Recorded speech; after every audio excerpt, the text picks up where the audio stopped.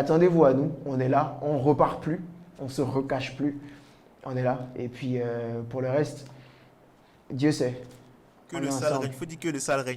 Que le sale règne.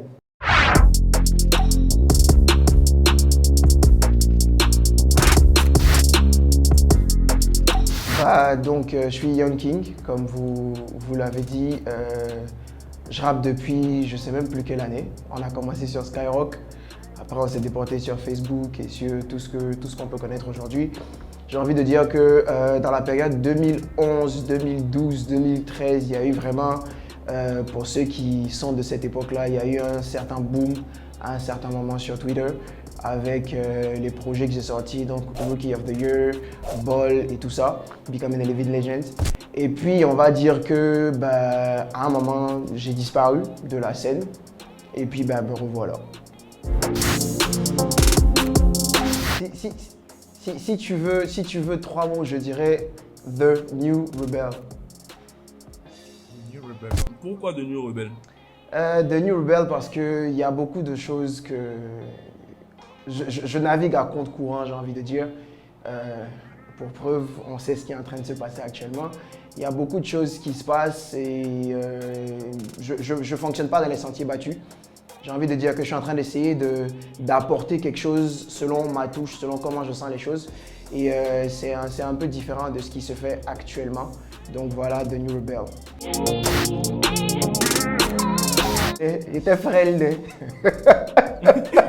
Alors là, il n'y avait pas de langue. Il n'y avait rien du tout. C'est la Il n'y avait rien du tout. Donc ouais, C'est brutal. quand je regarde cette photo-là de moi, de Didi B, de toi et de Hakou l'arrangeur, je pense à la période où j'ai envie de dire on ne rappait pas pour avoir l'argent, on ne rappait pas pour être des superstars. On rappait parce qu'on aimait ça. Tout ce qu'on voulait, c'était être au studio. passion, en fait. Voilà, c'était que de la passion. C'était être au studio, c'était être en train de cracher des freestyles. C'était juste ça en fait. Aujourd'hui, j'ai envie de dire, l'aspect industrie, l'aspect business du game est rentré. Je ne vais pas dire qu'il prime, mais dans le temps, on s'en foutait de tout ça en fait. Il y a eu la période où j'ai envie de dire 2015 pour être très précis. J'ai fait une rencontre. J'ai rencontré Dieu personnellement. J'ai envie de dire ça comme ça. Et puis ça m'a amené à me reposer beaucoup de questions sur ma manière de voir la vie, sur ma manière de voir les choses. Ça m'a éloigné de la scène, j'ai envie de dire. Et puis j'étais vraiment dans cette optique-là de me découvrir, de comprendre beaucoup de choses sur moi, sur la vie, sur ce que je voulais. Et c'est ce qui a fait que j'ai disparu pendant un moment. On va dire que je me suis caché pour mieux découvrir la vie. Le déclic, c'est ça? Ouais. Ça va être tout con. Désolé du mot, mais ça va être tout bête. On va dire que il y avait comme un vide, tu vois. Il y avait comme un vide à l'intérieur de moi que j'arrivais pas forcément à expliquer. Et comme je dis, ça s'est fait tout naturellement. Ça s'est fait tout naturellement. Quand j'ai envie de dire, ça n'a pas été une grosse apparition de la lumière blanche est rentrée dans ma chambre et tout ça. Mais ça s'est fait vraiment de manière intérieure, où j'ai senti la voix me dire faut que tu te poses, faut que tu m'écoutes. On va dire ça comme ça. Et puis plus j'ai commencé à chercher à découvrir, plus j'ai eu envie d'aller en profondeur avec ça. Et puis voilà.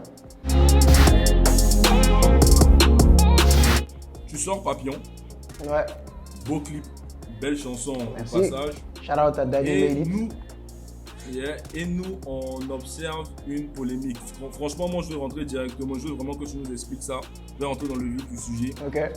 Si je comprends bien, tu gères une communauté chrétienne. C'est bien ça? Exactement. Ok. Tu fais sortir une chanson où, a priori, moi, quand j'écoute la chanson, elle ne me choque pas. encore moins le clip. Après, moi, je ne suis pas forcément dans une communauté. Attention, moi, je ne suis pas dans une communauté. Donc, je peux comprendre quand d'autres, peut-être, sont sensibles à certaines choses. Mais la chanson ne me choque pas de gros mots. Tu donnes des conseils. Dans la chanson, tu expliques. Ce que je comprends, je te donne ce que je comprends. Tu expliques justement que la vie est courte. Tu as passé ton temps à t'amuser. Maintenant, voilà, l'argent est fini. Tu n'as pas pris conscience qu'il fallait peut-être investir ou faire des choses. Ok, super. Mais sur Facebook, sur les réseaux en général, je vois une grosse polémique où on va dire il y a beaucoup de jugements et c'est divisé en deux. C'est-à-dire il y a des gens qui trouvent que ton message est bien, c'est cool, qu'on peut gérer une communauté et faire du rap tant que ce rap n'est pas vulgaire. Et je trouve une autre communauté qui est choquée par la photo qui était postée. Une photo où on te voit verser du champagne sur le bras. Moi, j'aimerais que tu rebondisses là-dessus. Déjà, je veux savoir comment tu l'as vécu de l'intérieur. Et quelle est maintenant ta réponse à tout ça? En toute honnêteté et authenticité, s'il te plaît. En toute honnêteté et en toute authenticité, j'ai envie de dire que je l'ai vécu tranquillement. J'ai pour habitude de dire que une fois que tu as posté quelque chose sur les réseaux sociaux, ça ne t'appartient plus. Tu vois? Et que tout le monde a le droit de dire ce qu'il a envie de dire sur les réseaux sociaux. Malheureusement, on dit ça, mais il y a certains qui se plaignent que certains disent des choses et d'autres non. Après, tout ce qu'on dit n'est pas forcément disable, si je peux m'exprimer comme ça. Mais moi, je l'ai vécu vraiment tranquillement. Hein. Je prends beaucoup de hauteur sur ce genre de choses.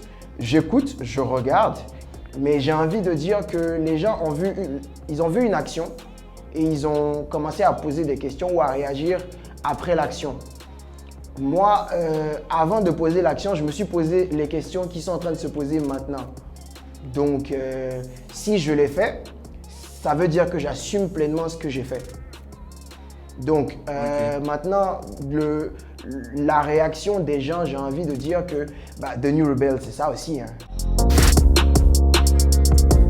Je ne me considère pas comme étant un rappeur gospel. Je ne me considère d'autant moins comme étant un chanteur. D'accord? Je ne suis pas un rappeur chrétien, je suis un chrétien rappeur ou un chrétien qui fait du rap. Donc, j'ai ma foi qui est très ancrée en moi. J'ai des valeurs que je conçois, j'ai des valeurs que je défends.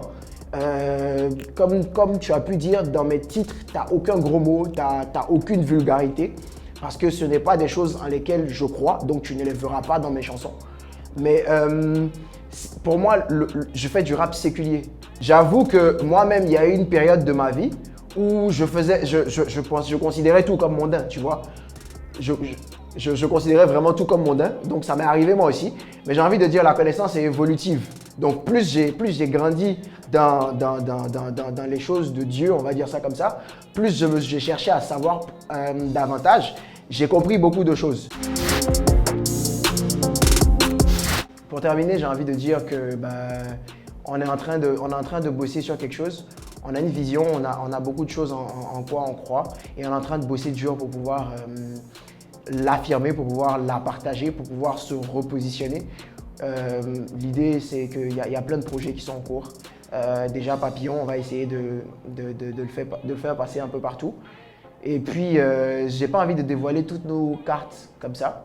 Mais attendez-vous à nous, on est là, on repart plus, on se recache plus. On est là. Et puis, pour le reste, Dieu sait.